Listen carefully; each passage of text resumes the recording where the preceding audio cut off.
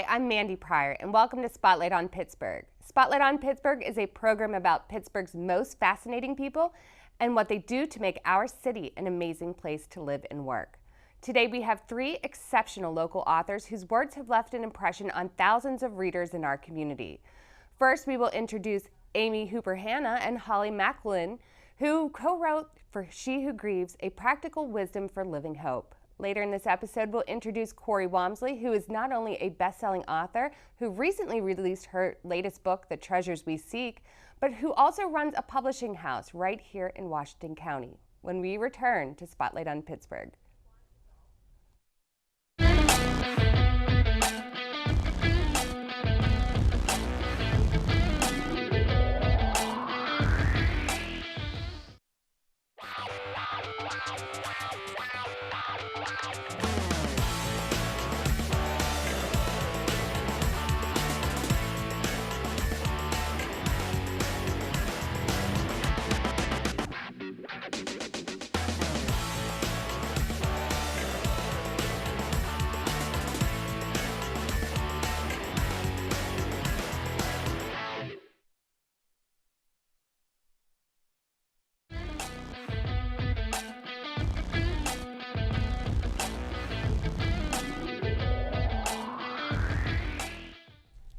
And thanks so much for coming back to Spotlight on Pittsburgh. Now we get into things with Holly and Amy. And so tell me first and foremost a little bit about yourselves, and then we'll get into this wonderful book that everybody needs to read. Absolutely. Well, I'm a Pittsburgh native. I grew up in the region, and I had the wonderful encounter of meeting Amy. And it literally changed my life because she became a writing partner and just a close friend. I work by day in the HR space and thought leadership. And so I think a lot about how life, the things that happen in life, impact people. But my middle name's Joy, so I kind of have to think about it. I kind of have to think about it in terms of, what are the great things in life that people experience and how do we do more of that and still make room for the yucky grief stuff that we're going to talk about. I love the middle name Joy. I'm on the regular Marie boat, We all get on the Elizabeth Marie. So that's wonderful. What a great start. And Amy, tell me a little bit about you as well. So I also operate in the leadership space. So I am a leadership coach and consultant. I am the chief everything officer of AHA, which is Amy Hooper Hanna and Associates, which is all about inspiring and facilitating ideas and insight and improvements and impact. And I met Holly at her first book launch, and she and I started chatting because we're both in the HR leadership space, and then she kept in touch. And when it was time to write her next book, I had offered to be an editor and a copywriter at that time, but it obviously evolved into something else, something much bigger. Yes, because you do leadership coaching and consulting, and you do human resources. So, how did this book come about then? Let me see if I can hold it up here. For She Who Grieves, How did this book come to light? How did you, decide on the topic?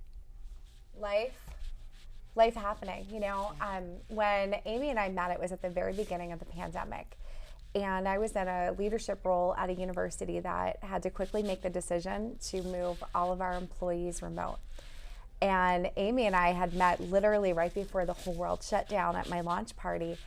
And so we had this brief encounter, and the first book was about practical wisdom from a woman who serves. And so I already had this disposition for caring about people. And that's really easy. If you're disposed to caring about people, you're paying attention.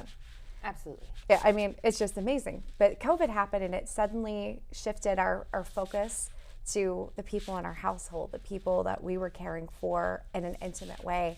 And my family encountered just unimaginable grief at that time. While I was working, we lost my father, we lost a child, we lost my father-in-law had moved in with us and was preparing for his death, and my husband was diagnosed with a disease that changed our life. And this really tiny period of time that the whole world was inside, I was also inside working with my world crashing around me. Mm-hmm. And I had found a community of women that began building around me called the Brave Women Project. Amy was our very first member of the Brave Women Project. That was brave of you. I know. How about that? Yeah. She's so good. But that's what started it. Recognizing that grief has to meet hope at some point. And that's a really brave moment. I 100% agree with that. I mean, grief happens, but hope happens. And hope's what gets you out of grief. Yeah. Yeah. And so what about your role in it? How did you see this progressing? Well, I think, I mean, a lot of it, it's just amazing to me. I always talk about the timing of things and just the universal, the way things work, because when Holly, so the pandemic, as you mentioned, brought a lot of people like inside, people became more isolated and insular. I was very much focused on self-transformation at that time. I had been laid off from a job, and so I had time to really kind of go deep with some stuff that I was working through that I didn't even realize was actually connected to grief necessarily. So when Holly called me to invite me to be a partner in this book, it just so happened I was going through like this major transformation with my own grief and writing my own grief story. So it just like the whole timing of everything was perfect. As perfect as grief can be. Right, exactly. And COVID was a difficult time for everybody. I think a lot of things were shaken up, a lot of things changed, and we're all trying to come out on the other side. Now there's this spring weather, and we're all like, oh, it's so nice to be out and back. But I think grief happens and most people think of grief and they think of somebody passing away. Like that's not it, like that's grief. But they don't think of micro grief. They don't think of, small little griefs that even happen through the day. I was just telling you about my purse. Now I'm not connected to it. But that's a tiny, if you really loved your purse, that one's okay, but I'll get a new one. But if you really love a purse, that's even something that's hard to let go of something. And then it can transfer up. I mean, I still grieve for my dog who's been gone for 5 years. Yeah. Well, regularly. I'm still like, and that's my one baby. of the things from this book that I was just rethinking this too, that one of the things that we learned, because we learned a lot writing this book. And this book kind of started as one idea and kept evolving, and it just was, everything about it was perfect, and it was actually it flowed, so it was an easy book to write. There wasn't pressure. We made it a point to just write from the heart and that sort of thing. But one of the things I think we learned was that grief, number one, grief is not just, I always thought of grief as an emotion, like the emotion is grief. But what we learned is that grief is just like this whole host of emotions, which is why it's so complicated, and it takes a while to work through. So that's one thing. And the other thing is, to your point, is that you can grieve. Grief is about any loss that's significant to you. It doesn't have to be about a person dying. It could be pets. It could be loss of your job. It could be loss of your finances. So that's another thing we learned. I think that was part of the healing that came with writing the book. When the book first came together, the title even, I was laying in bed. The bravest thing I was going to do that day was getting out of bed and care for my 2 children, because my grief was so rich that it was weighing on me. I remember writing it on my iPhone because I couldn't even get out of bed. So the bravest thing that day was getting out of bed and making breakfast for the kids.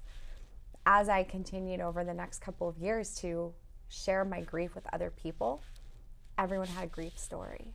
And so Amy and we came up with this one discovery that grief is a universal experience that is so intimate that every person experiences it differently. I can believe that. Yeah. And so what can readers expect? Why should a reader pick up this book? What will it do for them? Oh my gosh. Well, the cover itself is such a warm place to be, where it's waves in an ocean with a life preserver. A reader could experience and expect a life preserver in the midst of whatever part of their grief journey they're on. If they're in the shore watching, great. If they're in the thick of it and they just need someone to sit with them, that's what we do in this book. We curated the book based on research, experience, and the stories of some anonymous sources, as well as some individuals who were brave enough to share their name, their story, and how they became brave through this grief. But if a person is somewhere on a grief journey and they pick up the book, they can expect to have someone that they connect to on these pages who cares about them enough to say, hold on, let's do a check-in and make sure that your head, your heart, your emotions are all right. And if you're not all right, let's get you some resources right now. And so the book's filled with resources, research, stories, and hope. Well, and I think it's so important to realize that when you relate to somebody, especially through grief, that helps you understand you're not alone. And people live in grief alone, and they think what's happening to them is so personal. But other people go through it, and I think that helps them get them out of it, because they're like, I'm not alone. There's other people I can talk to. Absolutely. That's the whole, I mean, it raises consciousness and connection. And I'll add, too, that what we're learning is that this is a book for people who aren't necessarily in grief, but you can be proactive about preparing yourself for grief. This is, life is a journey. There's ups and downs. Grief is inevitable. So this book can prepare you for your journey and coming out as a heroine or a hero. Wonderful. Well, we're going to bring you back out in a little bit with Cori Wamsley, who you know as well, and hopefully learn a little bit more about the book. And I think everybody should pick up a copy, especially if they're struggling. Like, it's something nice to read and relate to other people. It's a great gift. When you don't know what to send when someone experiences a loss, don't send flowers. Flowers die. Send a book. Flowers it die. heals. Flowers die. Pick up this book. Thank you to Amy and Holly for joining me on this episode of Spotlight on Pittsburgh and sharing their book for She Who Grieves. Purchase your copy on Amazon.com. We'll be back right after the break with Cori Wamsley.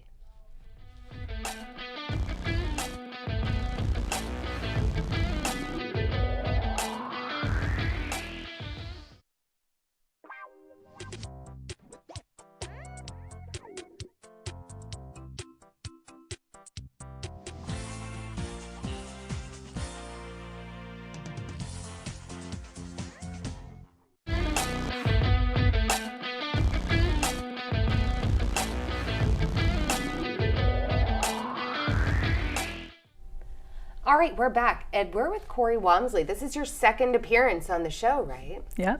I don't know if I've had any other guests that have been on here twice, so that's amazing. You're like part of the show at this point. Yeah. So tell me, let's start. Tell me a little bit about what you do first, and then we'll get into your latest treasure. So I'm an author of 10 books, and I'm also a publisher. I run Aurora Coriolis Publishing, which is right here in Washington County. It's a small publishing house that I run from my home office, so we don't have like an actual location, and I work with a lot of authors, some of them from here in the Pittsburgh area, and then others from all over the nation. I help people tell their transformational stories, so mostly nonfiction, people who've been through things that they want to share with others. They're either coaches, speakers, or other kinds of leaders, and they want to make sure that people can get through their challenges a little bit easier than they did. So they're using their own personal stories to give examples and give people hope, as you were talking about for She Who Grieves. Wonderful. And I know I've seen a bevy of your books out there that you've published. And you have your own, and you've done, the last time you were on, it was the Spark Method. Yes. And what was that book about? That's how to write a book for your business fast. And so Cori has done both types of books. This is a fiction book we're going to talk about today, and it's The Treasures We Seek. So tell us a little bit about The Treasures We Seek. It is fiction, so it's a journey, it's an adventure, and I like that. Yeah, so I was inspired by a lot of the people that I talk to about their personal stories, about all these things that they've been through. And when my main character, Kenzie, kind of popped into my head, I knew she had some baggage she was bringing with her. So I started digging into like, what is it that's happened in her past that's making her behave the way she is now? And at the beginning of the book, you get this character who's a little bit frenzied. She's nitpicky about herself. She's talking about this gray hair that she just found. Is this about me? I'm just kidding. It's about all of us. No, it's about, those times when we start nitpicking at ourselves and we start judging other people. And what it really is there's something going on inside of us that we need to identify and work through. And for her, it was this really difficult breakup she had been through. And you don't get a lot of that at the beginning of the book. You get little pieces of it, and then you get hit with the full story later on in the book. So I'm not going to spoil that. But she does have all these issues at the beginning, and her best friend is like the best friend. And she says, you know what, you need to get out of here. We're going to Italy. We're going. A good best friend. Yeah, let's go to Italy. She wants to go on an archaeological dig, which is completely something neither of them have done before. It's something completely out of their comfort zones. So it's something that Kenzie has to say, all right, I'm going to step out of where I've been hiding and be visible, be around people I don't know, and do something I have never done in my life. And all of those things, individually are difficult for us, especially if we're dealing with some sort of thing that we've been through. But for her, like grief. Yeah. She's also grieving this relationship that she thought was going to work out, and it didn't. So she goes with her best friend to Italy. They go to this archaeological dig, and it starts out the same, where she's very self-conscious. She's nitpicky. She breaks a broken vase, and she's freaking out about it. So there's a lot of the same sort of behavior. But as she's around these other people who, they're all doing the same thing. They're trying to speak Italian. They are, around people they don't know. They're doing something they've never done before. And that kind of gives her some courage to step out of her own comfort zone too. And I think that's something a lot of us experience, is we see other people doing things and we say, okay, if it's possible for them, it's possible for me. And that's what happens with Kenzie. So as she's going through this journey, a physical journey and an internal journey, she's able to kind of start trusting people again, trusting herself. It's a beautiful story. And you should definitely grab a copy of it as soon as you can. I think so many of us go on these journeys where you're doing the same thing, and then just one day it clicks, you gotta do something different. Mm-hmm. Meet new people, do something different. And I love adventure, so I'm always out trying something new, even trying to find fossils right now. But that's a story for another day. So I'm right there with Kenzie on her journey. So what inspired you to write this book? For this particular book, I just had all these little pieces of ideas, and Kenzie just felt like such a fun character to write, because she wants to have fun and she enjoys life, but she's so scared that she's going to trip herself up. She's so scared that someone else is going to break her heart, or she'll trust somebody and the trust was misplaced, that she's kind of hiding within herself. And I know I've been through periods of my life where I've gone through that. So I was very drawn to writing about a character like this. And then being able to write some of the other characters, it was just so fun. I got to write a mentor who was like the best mentor, like the exact person you would want to be working under if you started at a company. She was so supportive, she's understanding. It's the kind of person that says, I see what your goals are, and I understand that you're going to be growing and maybe even moving on, but I support that because I want to see you grow and I care about you. So when I was writing this book, it was just very exciting to be able to write all these people and have them interact together and to have these different ideas come together. And I think that was really what was pulling me through writing this, because it started out as something very different, and then it turned into The Treasures We Seek. Well, and I think it's incredible I went to school for English literature. Mm-hmm. I have almost written 4 books, meaning the 3rd chapter, and then I kind of fizzle out. Mm-hmm. It's like if I keep writing and never sleep, I would get a book done. Right. Kind of thing. But the minute I put that down, I'm like, and I have to go do my garden, or I have to go do a million other things. So what's like the book writing process for you? How can you encourage other writers out there to write books, to work with you, or even just reading books at this point is something that people don't do as much. So how do you encourage people to write and read again?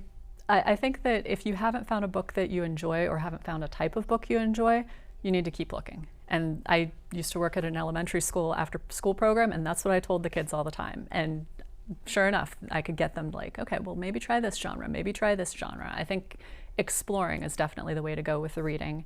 And some people just enjoy sitting down and zoning out in a book. I love that. My own kids, I think Depends on the day. sometimes the worst thing is when you finish a book and you're like, Oh yeah. what do I do? Yeah, what do my I do with my friends are life gone. now? Yeah, I was like, I was in Italy, you Yeah. know? So, Treasures We Seek, how can they find it? You can find it basically anywhere that books are sold. Amazon.com and BarnesandNoble.com are going to be the primary places to look, but I've also found some of our books on Target.com, Walmart.com, and a bunch of other websites. So if you want to support something other than Amazon and Barnes and Noble, just dig around online. I'm sure you'll find it. Wonderful. And anything else that you can share with me about the book or about even your company and what you do? Yeah. Well, you had mentioned about writing books. I work as a book coach too. So one of the things I tell people is if you have this book, figure out what your why is. Figure out why you want to get this book out, why it's important to you, why it's going to be important for other people. And that's going to be something that can really pull you through the writing process. I know for me, I just get so excited about writing that I don't necessarily need to do that, but a lot of my clients get a little bit nervous, or they're running businesses, so they end up distracted with their business. So I find that having that why and really digging into what your story is going to be really important to be able to get through the book process and actually publish it. Great. And any other fiction writers that you have within your publishing house? Yeah, we have a couple fiction writers. We have some that do children's books, which we're kind of discontinuing, but we do have a few children's books. And then we have another book that's fiction that came out last spring. It's called Falling Lessons by Stacey Elza. And it's a beautiful book about a girl who's in middle school, and she moves to a new area. So she's going through all these things, moving to a new area, dealing with, she has Tourette's, she has some other things, and she falls in love for the first time. And she's also trying to figure out how to cope with, her family. She's moving in with her grandmother who has dementia. So it's an interesting story too. Well, we couldn't be more proud of you bringing on another book. I'm a big fan of literature, so especially fiction. I've been reading fiction for as long as I can remember. Hopefully we'll see this on a Netflix series one day. I hope or so. like a Netflix movie, right? Yeah. So, the people who won't pick up a book can view it. But this should be the March book for everyone, correct? So we want you guys to pick this up for your March book read. It's a great way to escape into a new culture, and with things being so beautiful outside, you want to read a book about the Italian countryside and imagine summer on its way, right? Absolutely. Good. Well, thank you. I'm going to bring you back out here with Holly and Amy momentarily, so we're not done. So sit tight. And please, don't forget to follow Cori on social media under Aurora Coriolis Publishing. So her book is on there, as well as many others that she's published for people both nationally and locally. And stay tuned as we bring out our other guests back onto Spotlight on Pittsburgh.